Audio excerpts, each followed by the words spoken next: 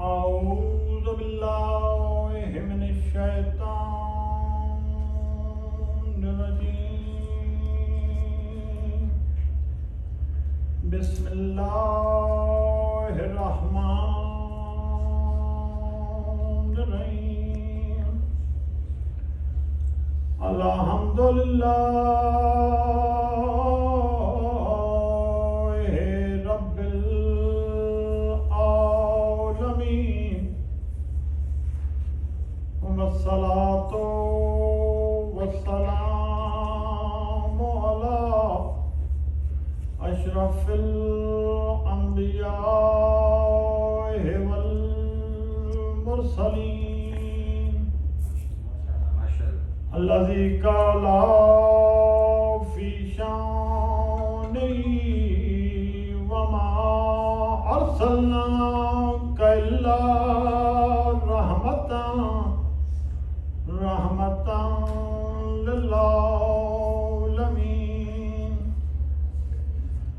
والصلاة والسلام على وصيي ووزيري ووارث علمي علم الأولين والآخرين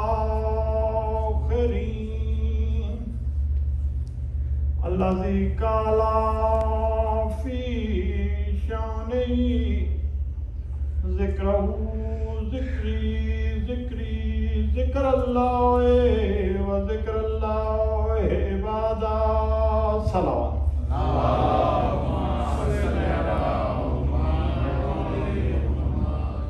سب سے پہلے دعا گو ہوں محمد و آل محمد کا خالق آپ کی اس بارگاہ میں تشریف آوری منظور و مقبول فرمائے، مجھ سمیت جتنے بھی ذاکرین اور پڑھنے والے تھے ان کی پڑھائی کو منظور و مقبول فرمائے۔ اللہ کی جتنی بھی عبادتیں ہیں ان سب عبادتوں کا محور، ان سب عبادتوں کا مرکز، ان کا دار و مدار ہے نیت پہ۔ یہ نیت کیا ہے؟ آپ جب بھی کوئی عبادت کرتے ہیں اس کا دل سے نہیں زبان سے بھی اقرار کرتے ہیں، تو ثابت ہوا کہ اللہ چاہتا ہے کہ جب بھی کسی کی محبت کا اقرار کرو تو صرف اور صرف دل سے نہیں زبان سے بھی اقرار کرو۔ ہم ہر نماز میں، روزہ میں، ہر عبادت میں ہماری نیت یہ ہوتی ہے قربتاً الی اللہ۔ یہ قربتاً الی اللہ ہے کیا؟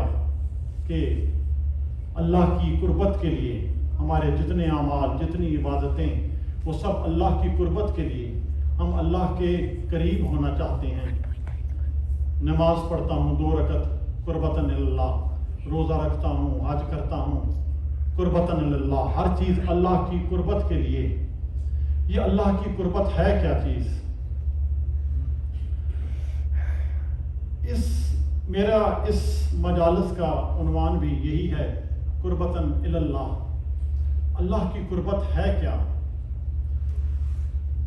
جب ہم یہ نیت کرتے ہیں کہ ہاں یا اللہ میں ساری عبادتیں صرف اور صرف تیری محبت کے لیے کر رہا ہوں، تیری قربت کے لیے کر رہا ہوں،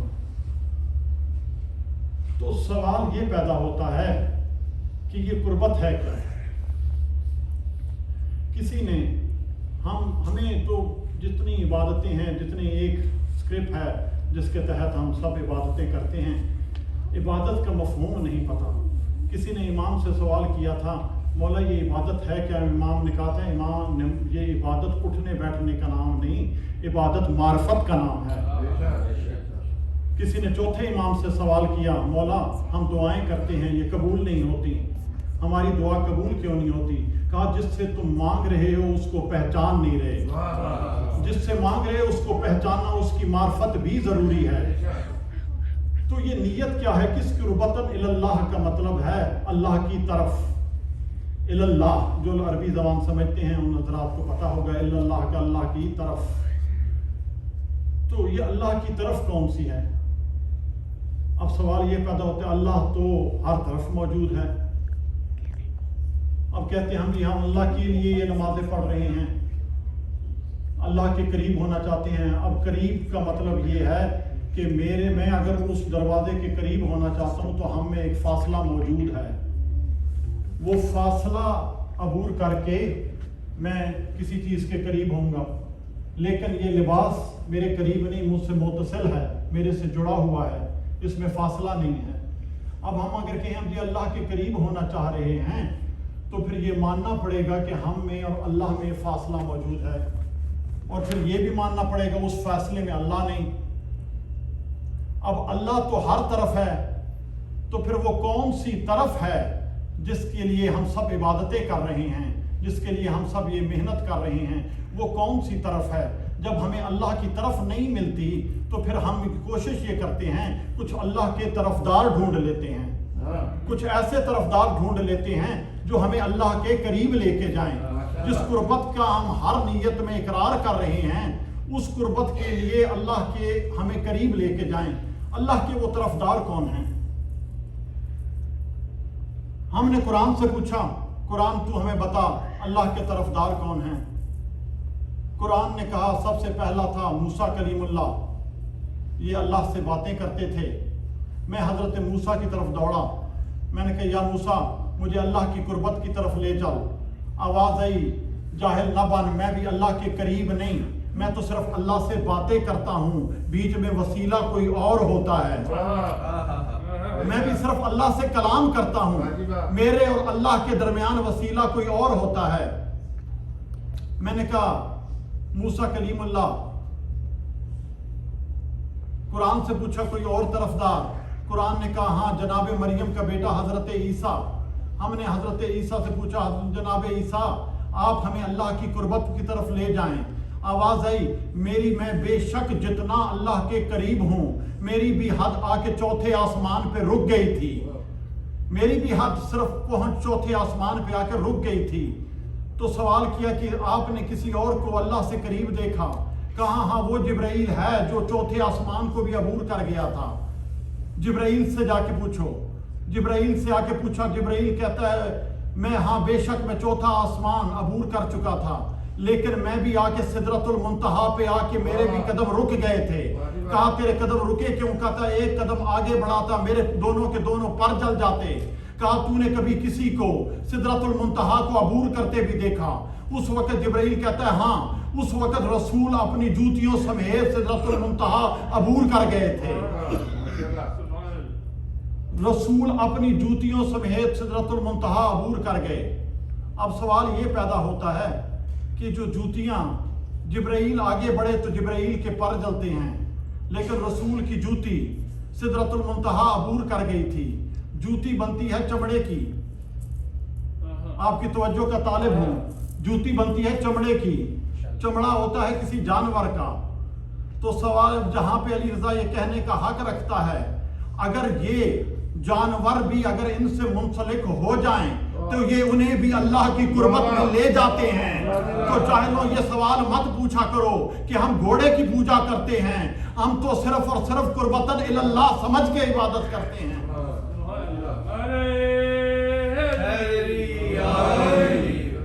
کہ یہ اللہ کی طرف لے کے جاتے ہیں. ہم نے یہ کہا کہ ہمارے رسول وہ آخری رسول تھے جنہوں نے سدرۃ المنتہا عبور کیا اور پردے وحدت میں آئے. ہم نے کہا یا رسول اللہ آپ نے اپنی بھی سے زیادہ بھی کسی سے اللہ کو قریب پایا؟ کائنات کے رسول مسکرا کے کہتا ہے جب میں پردے وحدت کی طرف پہنچا تو پردے وحدت کی طرف سے جو ہاتھ آیا تھا وہ میرے بھائی حضرت علی ابن ابی طالب کا تھا. ہاتھ میں جو انگوٹھی تھی وہ علی ابن ابی طالب کی تھی. تو اب اس سے مراد یہ ملتی ہے کہ اگر تم نے اللہ کی طرف جانا ہے تو پہلے اللہ کے طرفدار ڈھونڈو، وہ تمہیں اللہ کی طرف لے کے جائیں گے. ہم کربلا کے میدان میں آئیں، شیطان نے لاکھوں سجدے کیے تھے. اتنا ذہین مجمع تشریف فرما ہے, کوئی یہ نہیں کہہ سکتا کہ شیطان نے یہ کہا ہو کہ نہ اللہ یا اللہ میں تجھے مانتا نہیں یا میں تیری عبادت نہیں کرتا. اس نے صرف یہ کہا تھا میں صرف فقط تجھے سجدہ کرتا ہوں, میں تیرے علاوہ کسی کی نہیں مانتا, میں صرف تیرا سجدہ کرتا ہوں. تو سجدہ تو ہے ہی اللہ کی ذات کے لیے, تو اللہ کا تو انکاری تھا ہی نہیں. دوسری طرف کربلا میں حضرت حر جنہوں نے ایک نماز بھی نہیں پڑھی لیکن انہیں یہ پتا تھا کہ ہاں حسین ہی قربتاً اللہ ہے, حسین ہی وہ ہے جو اللہ کے قریب لے کے جاتا ہے. جب تک ہم اللہ کو نہیں سمجھیں گے دین مکمل نہیں ہوتا. اگر سے اتنا سا مفہوم یہ سادہ سی بات ہوتی تو اللہ ہمیں پیدا ہی ہماری فطرت میں ہی رکھ دیتا. میسج جو پہنچانا تھا وہ تھا قرآن, تو اللہ وہ قرآن ہمارے اندر ہی بھیج دیتا, کسی میسنجر کو بھی بھیجنے کی ضرورت نہیں تھی, ہماری فطرت میں ہی رکھ دیتا, ہم آتے ہی اسے سجدہ کر دیتے. اس نے کہا, اس نے ہماری فطرت میں کچھ نہیں رکھا, اس نے محمد و آل محمد کو بھیجا کہ میں ان پہ بھیج رہا ہوں, یہ میرے سے جڑے ہیں اور یہ بندوں سے جڑے ہیں, میں ان پہ بھیج رہا ہوں اور یہ تمہیں سکھائیں گے. اب جب وہ اللہ ہم سے ڈائریکٹ نہیں کوئی رابطہ رکھتا ان کے بغیر, تو ہماری عبادتیں ان کے بغیر قبول کر لے گا؟ اللہ یہ وسیلہ. یہاں پہ مجھے علامہ ناصر کی ایک چھوٹا سا واقعہ یاد آ گیا. وہ ایک یونیورسٹی میں درس دے رہے تھے تو ایک طالب علم نے ان سے سوال کیا کہ علامہ یہ وسیلہ کیا ہوتا ہے, یہ وسیلے کی ذرا تشریف فرمائیں. علامہ ناصر نے وقت کی نزاکت کو دیکھتے ہوئے انہوں نے پرانی مثال دے دی. انہوں نے کہا دیکھو بھائی ایک شجر ہے, اس شجر پہ ایک پھل ہے, بچے کو پھل توڑنا ہے لیکن اس سے ٹوٹ نہیں رہا, تو اس نے اپنے کسی بڑے سے کہا, تو بڑے نے وہ پھل توڑ کے اس کو دے دیا. اس بچے کے لیے وہ بڑا وسیلہ بن گیا. ایک لڑکی کھڑی ہوگی, اس نے کہا علامہ صاحب آپ کی جو یہ منطق ہے, آپ کی جو یہ لاجک ہے, یہ قابل قبول نہیں. انہوں نے کہا کس طرح؟ انہوں نے کہا اس میں ایک ضعافت یہ ہے کہ اس بچے کی قد چھوٹا تھا, اس لیے اس نے اپنے سے بڑے کا سہارا لیا. علامہ صاحب مسکرا کے کہتے ہیں اگر تم وسیلے کی قائل نہیں, تو نہیں مانتی وسیلہ کچھ نہیں ہوتا, تو اللہ تو علی کل شیء قدیر ہے, وہ تو ہر چیز پہ قادر ہے. تو جب تیری موت کا وقت آئے اسے کہنا وہیں سے تیری روح قبض کر لے, ملک الموت کو بھیجنے کی ضرورت نہیں. نہ ان وسیلے کے بغیر کوئی عبادت قبول نہیں. جتنی بھی کتابیں لکھی گئیں سیرت النبی کی, ان میں چاہے وہ اہل سنت الجماعت نے لکھی یا شیعہ علماء نے لکھی, سب نے یہ واقعہ ضرور لکھا. آپ نے غالباً پہلے بھی سنا ہوگا کہ کائنات کا رسول بازار سے جا رہے تھے, ایک یہودی اپنا گھوڑا لے کے بیچنے بازار جا رہا تھا. کائنات کے رسول نے پوچھا تم نے اپنا گھوڑا بیچنا ہے؟ اس نے کہا اسی لیے بازار جا رہا ہوں. کائنات کے رسول نے کہا کہ یہ گھوڑا مجھے بیچ دو. اس نے کہا اس وقت کے حساب سے 20 دینار مجھے دے دیں. کائنات کے رسول کہتے ہیں کہ اس وقت میرے پاس پیسے نہیں, میں ابھی گھر جاتا ہوں اور 20 دینار لا کے تمہیں دے دیتا ہوں, یہ گھوڑا تمہارے پاس میری امانت ہے. رسول اللہ چلے گئے. یہودی کے پاس ایک صحابی کا گزر ہوا. ان صحابی نے کہا کہ گھوڑا بیچنے لائے؟ اس نے کہا ہاں, لیکن میں نے تیرے رسول کو پہلے ہی بیچ دیا. اس نے کہا رسول کو گھوڑا بیچ دیا؟ اس نے کہا ہاں بیچ دیا. صحابی کے ذہن میں خیال آیا رسول جس گھوڑے کو خریدنا چاہتے ہیں ضرور اس میں کوئی بات ہوگی. اس نے کہا رسول تمہیں کتنے دیر سے؟ اس نے کہا 20 دینار. اس نے کہا لو 30 دینار میرے سے لو, ابھی گھوڑا مجھے دے دو. یہودی نے گھوڑا دیا, وہ چلا گیا. ابھی اتنی دیر میں کائنات کا رسول وہاں پہ پہنچے. کہا میرا گھوڑا کہاں ہے؟ اس نے کہا وہ تو میں نے تمہارے کسی صحابی کو دے دیا. کہا میرا تیرے سے معاہدہ ہوا تھا کہ گھوڑا تو مجھے دے گا. کہا اس بات کا تیرے پاس کوئی گواہ موجود ہے؟ ابھی گواہ کا نام آنا تھا قریب سے حضرت سلیمان کا گزر ہو رہا تھا. حضرت سلیمان دوڑ کے کہا یہودی میں اس بات کا گواہ ہوں کہ رسول نے کہا تھا. یہودی جیسے ہی جا رہا تھا وہ واپس پلٹ کے آیا, کائنات کے رسول کے سامنے آ کے کہتا ہے میں تیرے دین کو نہیں مانتا, میں تیرے اللہ کو نہیں مانتا, لیکن میں نے سنا ہے تو امین ہے, تو صادق ہے. ایک بات بتا, جب تیرا اور میرا سودا ہو رہا تھا اس وقت یہ شخص وہاں پہ موجود تھا؟ کائنات کے رسول کہتے نہیں یہ وہاں پہ موجود نہیں تھا. کہتے اس سے پوچھ تو صحیح یہ اس نے گواہی کیسے دے دی؟ اس وقت حضرت محمد نے پوچھا کہ سلمان جب تم وہاں پہ موجود ہی نہیں تھے تو تم نے گواہی کیسے دے دی؟ حضرت سلیمان مسکرا کے کہتے ہیں یا رسول اللہ تو نے کہا اللہ ہے تو میں نے بھی گواہی دی کہ اللہ ہے. جب تیرے کہنے پہ اللہ مان لیا تو اور باقی کسی چیز میں کیا بات کسر رہ جاتی ہے؟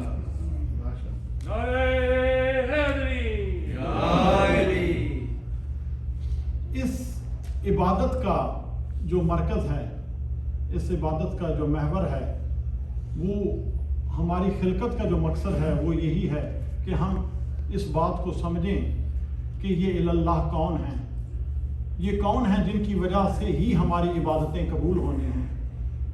یہ جتنی بھی ہم اعمال کر رہے ہیں یہ سب ان کی وجہ سے ہے, ان کی ہی دی ہوئی تعلیم ہے. ادروائز یہاں پر کتنے حضرات موجود ہیں جو وکالت کے پیشے سے تعلق رکھتے ہوں گے, ہم ہر وقت گواہی دیتے ہیں کہ اشہد ان لا الہ الا اللہ, میں گواہی دیتا ہوں کہ وہ اللہ ہے. شہادت کا قانون ہے جب آپ نے آنکھوں سے دیکھا نہیں تو آپ گواہی دے نہیں سکتے. جب ہم نے اللہ کو دیکھا ہی نہیں تو ہم گواہی ہر نماز میں کیسے دے رہے ہیں اشہد ان لا الہ الا اللہ؟ گواہی صرف اس لیے دے رہے ہیں کہ محمد و آل محمد نے کہا کہ ہاں اللہ ہے. ان کی ہاں کا نام ہی معرفت ہے.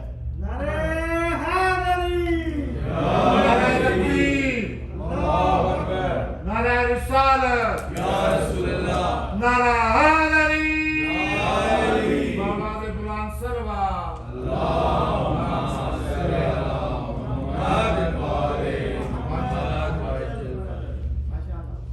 اب یہاں پہ یہ چیز سمجھنا بڑی ضروری ہے کہ اللہ کی معرفت اور اللہ کی خوشنودی محمد و آل محمد کی خوشنودی میں ہے.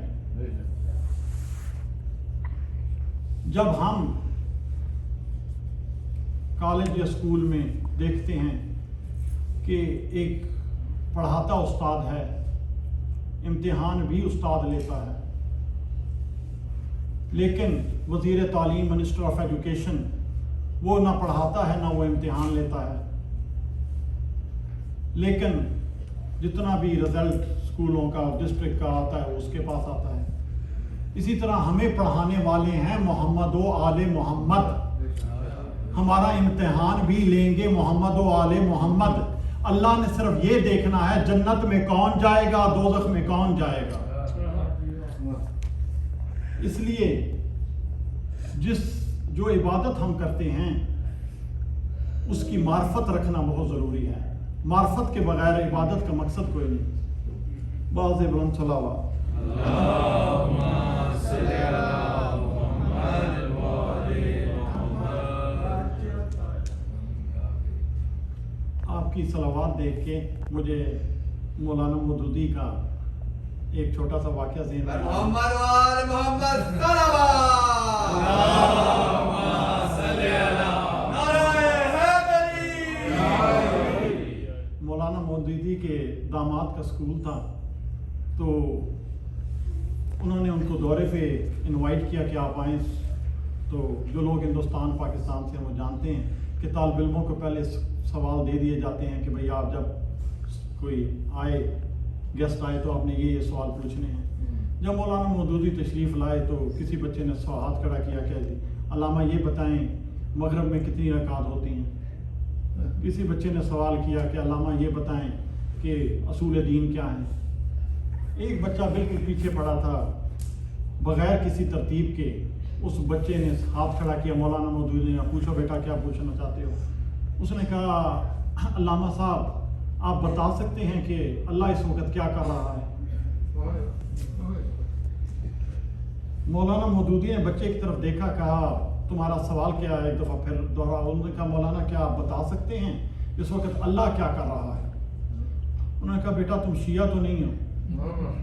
اس نے کہا جی نہیں میں شیعہ بھی ہوں اور سید بھی ہوں۔ انہوں نے کہا بیٹا دیکھو ایسی باتیں نہیں کرتے، آپ دائرہ اسلام سے باہر چلے جاتے ہیں، یہ اللہ کے بارے میں ایسی باتیں کرنا بالکل زیب نہیں دیتا، یہ تمہارا سوال ہی غلط ہے۔ بچہ مسکرا کے کہتا ہے علامہ صاحب اگر آپ کو محسوس نہ ہو تو میں بتاؤں کہ اللہ اس وقت کیا کر رہا ہے؟ کہاں بتاؤ کیا کر رہا ہے؟ بچہ مسکرا کے کہتا ہے علامہ صاحب اللہ اور اس کے ملائکہ اس وقت محمد و آل محمد پہ درود بھیج رہے ہیں۔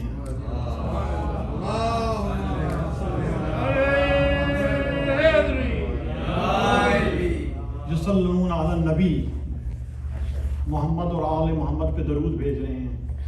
اس لیے جب بھی صلوات پڑھیں تو کوشش کریں کہ صلوات بآواز بلند پڑھیں۔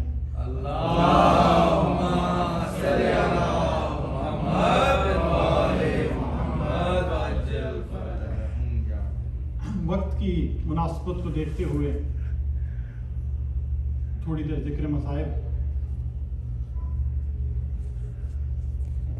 آباد تھے تو ایسے کہ عرش سے کھانے آتے تھے، آباد تھے تو ایسے کہ عرش سے کھانے آتے تھے، اجڑے تو ایسے اجڑے کہ کفن تک نہ ملا۔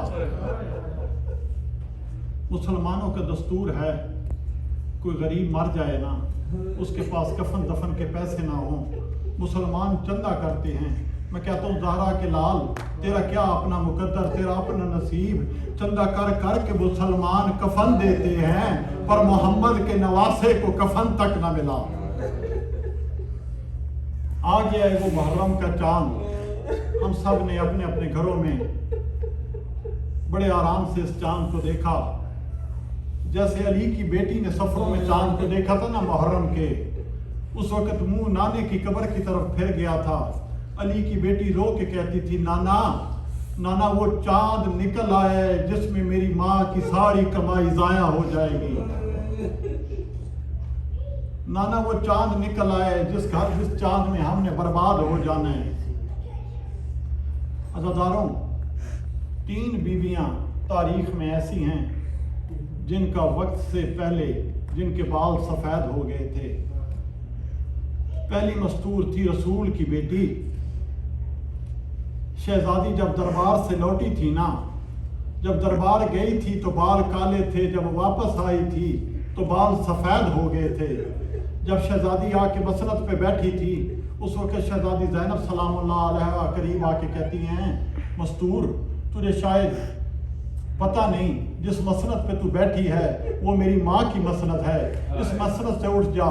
اس وقت شہزادی رو کے کہتی ہے زینب مجھے پہچان، میں تیری ماں بطول ہوں، زینب میں دربار میں حسین کو ذبح ہوتے دیکھ آئی ہوں، تجھے شام میں بازار کے بازاروں میں رلتا دیکھ آئی ہوں۔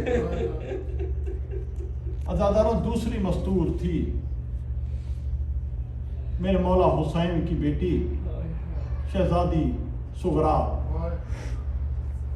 یہ وہ بی بی ہے جس کے سامنے 40 گھر بند ہوئے،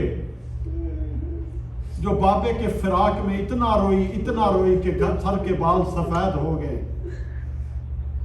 اور تیسری معصومہ ہے صرف 4 سال کی سکینہ، شہزادی پہ اتنے ظلم ہوئے کہ شہزادی کے بال سفید ہو گئے۔ آج شہزادی کونین رسول کی اکلوتی بیٹی کے مصائب کے چند جملے پڑھنے ہیں۔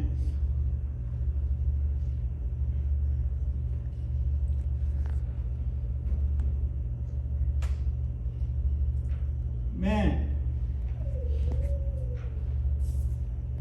شہزادی اولیاء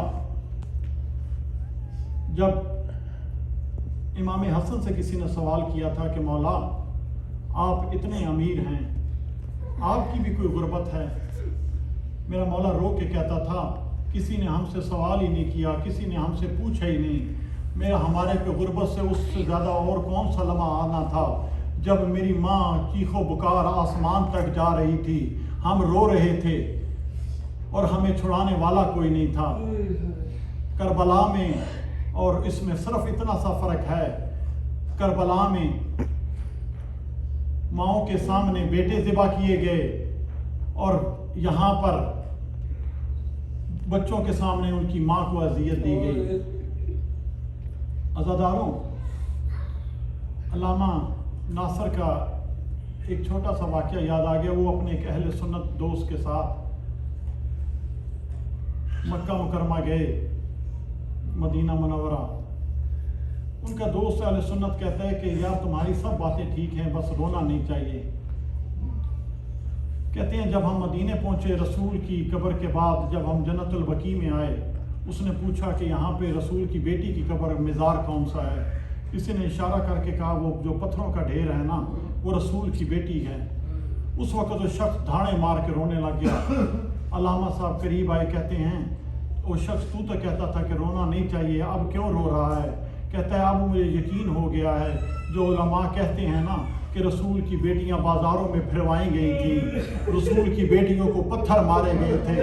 جس رسول نے رسول کی بیٹی کی قبر نہیں بننے دی, جس رسول کی بیٹی کے قبر کے اوپر پتھر موجود ہیں, ان لوگوں نے رسول کی بیٹیوں کو پتھر بھی ضرور مارے ہوں گے.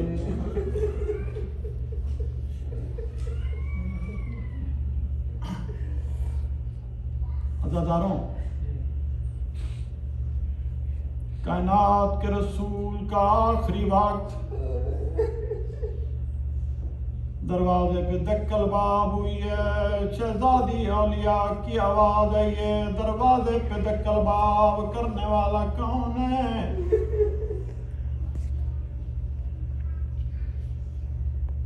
آواز ہے یہ. اس وقت شہزادی رو کے کہتی ہیں سوالی واپس چلا جا. دوبارہ دکل باب ہوئی ہے, شہزادی کی آواز ہے یہ میں نے منع جو کیا ہے, دروازے پہ دستک نہ دے, واپس چلا جا. اس وقت کائنات کا رسول کہتے ہیں بیٹی بطول, دروازے پہ دستک دینے والا اور کوئی نہیں, ملک الموت ہے. کہتی ہے بابا میں نے آنے نہیں دینا, میں نے جو لحظے میں یتیم ہو جانے. کائنات کے رسول نے مولا علی کو قریب بلا کے کہا یا علی, یا علی میرے سے وعدہ کر, میں جب دنیا سے چلا جاؤں میرے بعد جنگ نہیں کرنی. یا علی میرے سے وعدہ کر, میرے بعد جنگ نہیں کرنی. یا رسول اللہ, وعدہ کائنات کا رسول چلا گیا. روتی رہی بطول, کوئی میرے بابے کو دفنانے آئے گا, جب کوئی نہیں آیا. شہزادی انتظار کرتی رہی, کوئی مجھے پرسہ دینے آئے گا, جب کوئی نہیں آیا. علی رسول کی بیٹی, تاریخ کی کتابوں میں لکھا ہے شہزادی بطول اس رات ساری رات روتی رہی تھی. جب شہزادی نے صبح دربار جانا تھا, بار بار کہتی تھی یا علی, یا علی میں دربار جاؤں یا نہ جاؤں, کا تیرے نانے کی امت ہے, تیرا حیا کرے گی. عزاداروں نہیں پڑھتا سارا مضمون. شہزادی اولیاء دربار سے واپس آئی ہے. جب شہزادی خالی ہاتھ واپس آئی ہے, روتی رہی, بابے کو روتی رہی. میرے مولا علی نے جنت البقیع بنایا, ان ظالموں نے جنت البقیع بھی گرا دیے. عزاداروں یہ کمینے اکٹھے ہو کے میرے کائنات کے رسول کے دروازے پہ آئے, کہتے یا علی باہر آ, یا علی باہر آ. شہزادی فضا کہتی ہیں واپس چلے جاؤ, تمہیں پتہ نہیں یہ رسول کا دروازہ ہے, یہاں پہ اونچا نہیں بولنا. کہتے ہیں جلدی کر علی کو جا اندر واپس بھیجو. شہزادی اولیاء دوڑ کے آئی ہیں, کہتی ہیں دروازے پہ کون ہے؟ یہ کہتے ہیں بطول, علی کو باہر بھیجو. کہا میں رسول کی بیٹی ہو کہ منت کر رہی ہوں واپس چلے جاؤ، میں رسول کی بیٹی ہو کہ منت کرتی ہوں واپس چلے جاؤ، میرے دروازے سے واپس چلے جاؤ۔ کہتے ہیں بطول ہم نے واپس کوئی نہیں جانا، علی کو باہر بھیج۔ جب ان کی آواز بلند ہوئی ہے اس وقت میرا مولا علی دوڑ کے آئے ہیں، تلوار نے عام سے نکالی ہے، شہزادی عالیہ دوڑ کے آئی ہے، کہ کائنات کے امیر کے آگے ہاتھ جوڑ کے کہتی ہے یا علی میرے بابے کا وعدہ یاد ہے، یا علی میرے بابے کا وعدہ یاد ہے، میرے نانے کی امت ہے، یا علی جنگ نہیں کرنی۔ کائنات کے امیر کے ہاتھ سے تلوار چھوٹ گئی ہے، شہزادی بطول دوڑ کے آئی کہتی ہیں واپس چلے جاؤ علی تھوڑی دیر میں خود آ جائیں گے۔ کمینے کہتا ہے ہم اگر تو نے دروازہ نہ کھولا ہم نے دروازے کو آگ لگا دینی ہے۔ مجھے رب محمد کی قسم ہے 40 بدماشوں نے مل کے دروازے کو زور لگانا شروع کیا ہے، ادھر 40 بے حیا ہے ادھر اکیلی بطول ہے۔ ان کمینوں سے جب دروازہ نہیں کھلا انہوں نے دروازے کو آگ لگائی ہے، آگ کے شعلے بلند ہونا شروع ہوئے ہیں، ایک کمینے نے ٹھوکر ماری ہے، دروازہ زمین پہ آ کے گرا ہے۔ مجھے رب محمد کی قسم ہے دروازہ زمین پہ نہیں گرا، دروازہ بطول پہ آ کے گرا ہے، دروازے کی میخیں آ کے شہزادی کے پہلو میں آ کے نصب ہوئی ہے۔ شہزادی رو رو کے کہتی ہے یا علی میرا محسن شہید ہو گیا ہے، یا علی میرا محسن مارا گیا ہے۔ رسول کی بیٹی دروازے کے نیچے تڑپتی رہی ہے، 40 بدماش دروازے کے اوپر سے گزر گئے ہیں۔